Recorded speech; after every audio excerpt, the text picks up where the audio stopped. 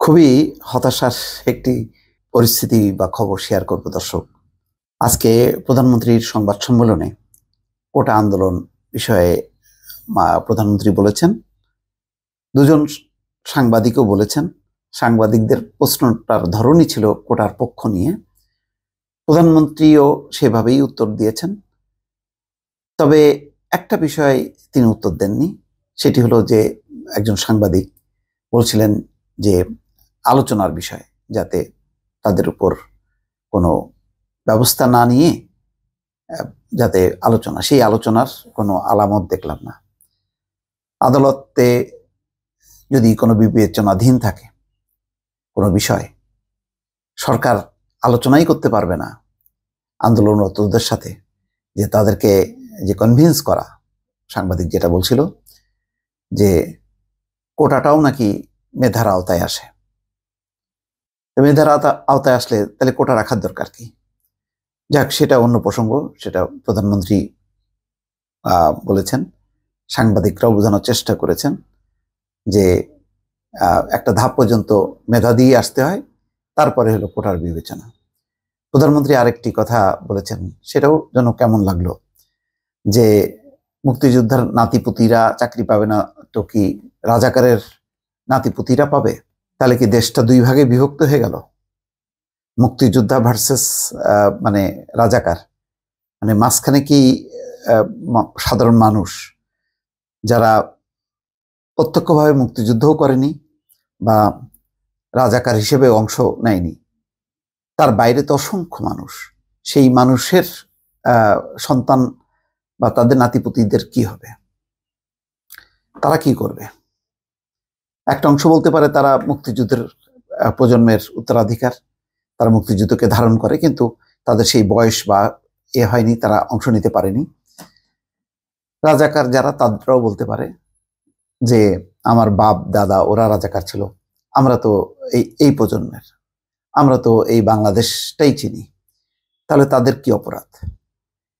মানে এইভাবে বিভক্ত করাটা, এইভাবে রাষ্ট্রের কাছ থেকে আমার কাছে খুবই অপ্রত্যাশিত লেগেছে। ধরেন রাজনৈতিক বিভাজন থাকবে, কিন্তু যারা ক্ষমতায় থাকবেন তারা এই ভেদাভেদ ভুলে তারা মূল বিষয়টা দেখবে, যারা দেশকে পরিচালনা করবেন তারা যাতে মেধাবী হয়, যোগ্য হয়। তো সেইটা করার জন্য এবং উৎসাহিত করা মেধাবী ছাত্রদেরকে, যে তোমরা আসো, তোমাদের জন্য অবারিত পথ।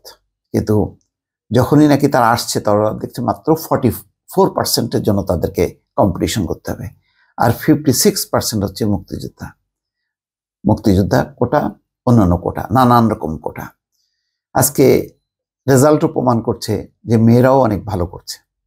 মেয়েরাও মানে এসএসসি এইচএসসি এই পরীক্ষাগুলিতে দেখা যাচ্ছে যে তারা ভালো করছে, কিন্তু অনেকেই একটা পর্যায়ে এসে হারিয়ে যায় বিয়ে শাদী করার কারণে। তারা আর শেষ উচ্চশিক্ষা নেয় না বা বিসিএস পরীক্ষা ফাইট করে না।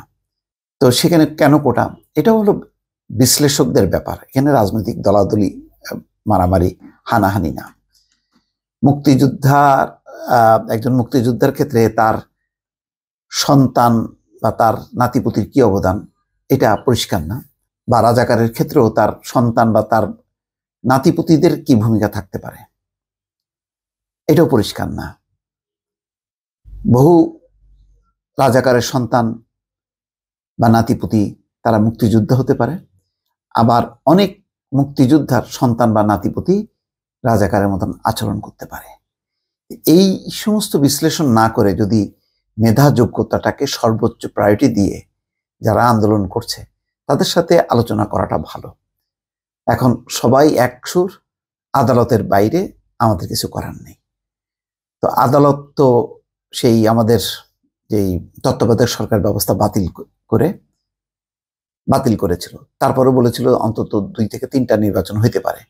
সেটাও কি সরকার মেনেছিল? মানেনি। ওই প্রথম যে বাতিল করলো ওইটাকেই ধরে বসে থাকলো, বললো যে সর্বোচ্চ আদালতের রায়।